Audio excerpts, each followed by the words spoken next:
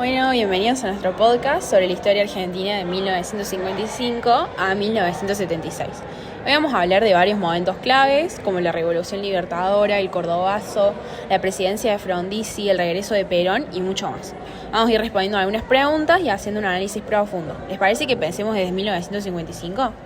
Sí, claro. Empecemos con la Revolución Libertadora, que fue el golpe militar que derrocó a Juan Domingo Perón en 1955. Este golpe fue encabezado por Eduardo Lonardi y luego Pedro Eugenio Aramburu tomó el poder. ¿Cómo les parece que afectó esto a la política argentina en estos momentos? Bueno, lo principal fue la proscripción del peronismo. A partir de ahí, el peronismo quedó afuera de la ley durante casi 18 años, lo que generó una fuerte tensión en la política y en la sociedad. Era un movimiento que seguía vivo en las calles, aunque estaba prohibido. Exacto. Además, la Revolución Libertadora intentó borrar cualquier rastro de las políticas de Perón. Se tomaron medidas para desmantelar la estructura que él había construido, especialmente en los sindicatos, que eran muy poderosos. Pero, ¿qué eventos importantes destacarían de ese periodo? Y yo mencionaría tres. Primero, el golpe en sí mismo en 1955, que fue un momento clave de ruptura con el gobierno de Perón. Segundo, la promulgación de la Constitución en 1957, que intentaba marcar una nueva dirección para el país. Y finalmente, la elección de Arturo Frondizi en 1958, que prometía un camino ya más diferente. Hablando con Francini, ¿qué les parece si discutimos su presidencia? Uno de los temas más centrales fue su política económica, ¿o no? Sí, su política económica fue muy polémica. Frondizi quería atraer inversiones extranjeras, especialmente en el sector energético y petrolero. Su famosa frase era que construía fábricas con los dólares de afuera. Esto provocó un desarrollo industrial importante, pero también generó oposición desde sectores nacionalistas. Claro, además firmó contratos petroleros con empresas extranjeras, lo que fue muy criticado por sectores de izquierda y del propio peronismo. Pero Frondizi también enfrentó muchos conflictos, especialmente con los sindicatos.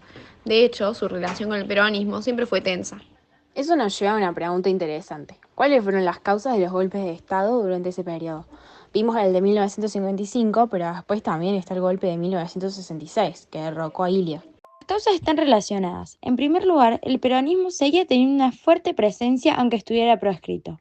En segundo lugar, las tensiones entre las Fuerzas Armadas y los gobiernos democráticos se mantenían. Los militares no querían un regreso del peronismo, pero tampoco confiaban en los líderes civiles. Todo esto provocó un clima de inestabilidad política. Y entre 1966 y 1973 tuvimos otro golpe militar, el gobierno de Juan Carlos Onganía, que fue un ensayo autoritario llamado Revolución Argentina. Durante su gobierno ocurrió uno de los eventos más importantes de este periodo, el Cordobazo. Sí, el Cordobazo fue una gran manifestación obrera y estudiantil en Córdoba en 1969. La represión fue brutal y dejó claro que el gobierno de Onganía estaba perdiendo el control. Fue un levantamiento impulsado por el malestar social, la represión y la falta de libertades. Exacto, y participaron estudiantes y trabajadores organizados en sindicatos. Esta protesta marcó un punto de inflexión en el gobierno de Onganía y terminó debilitando su autoridad. Pero, ¿qué consecuencias tuvo el cordobesazo? Después de esto, Onganía no pudo sostenerse en el poder y los militares tuvieron que buscar una salida política. Tal cual, el Cordobazo provocó un debilitamiento del régimen militar y esto finalmente abrió la puerta para que se iniciara un proceso de retorno a la democracia. Pero claro, antes de eso hubo otros eventos importantes, como el Rosariazo y el Viborazo, que siguieron la misma línea de protestas sociales. Todo esto nos lleva al regreso de Juan Domingo Perón en 1973. El contexto político y social, como decíamos, estaba marcado por las tensiones entre los sindicatos, los militares y la sociedad civil. El peronismo seguía siendo muy fuerte y la crisis económica también facilitó su regreso. Así es, Perón regresa a la presidencia después de casi 18 años de proscripción. Pero antes de su regreso fue electo Héctor Cámpora, quien estaba muy alineado con la juventud peronista. Su breve mandato estuvo marcado por la liberación de presos políticos y el llamado a nuevas elecciones.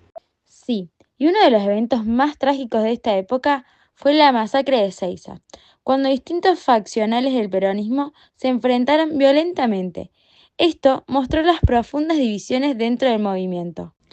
Y esas divisiones se mantuvieron durante el tercer mandato de Perón. Por un lado estaban los sectores más tradicionales y por otro la juventud peronista y los sectores más radicales. Esta división terminó afectando su gobierno.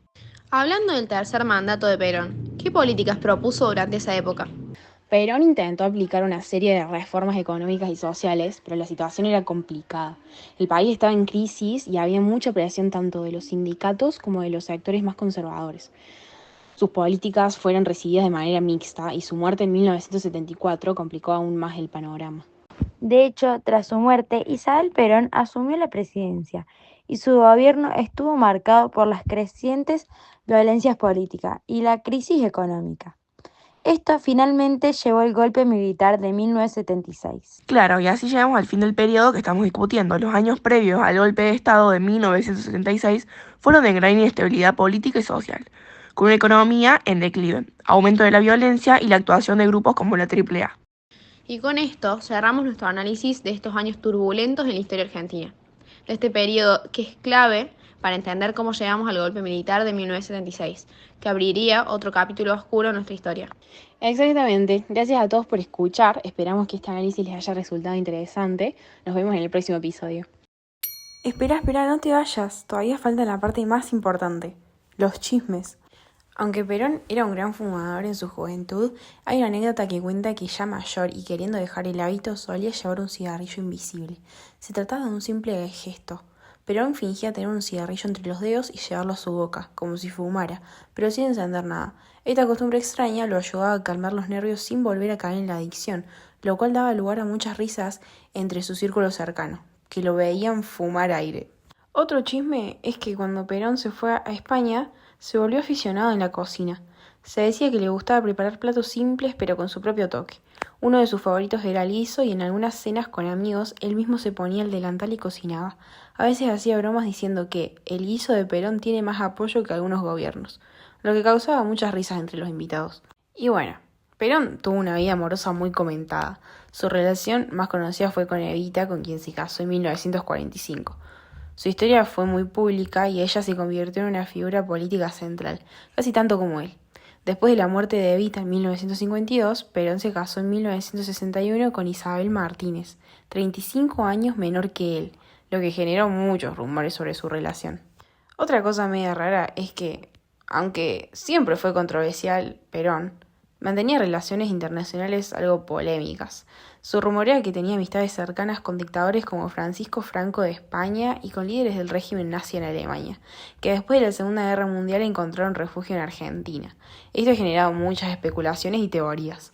Y Frondizi, bueno, se puede decir que tenía algunos problemas con su calva.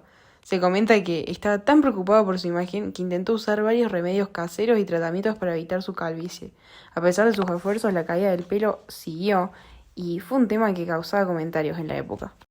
Aunque Eva Perón es un ícono argentino, se dice que nunca fue muy fan del mate, algo bastante inusual para alguien tan identificada con la cultura popular del país.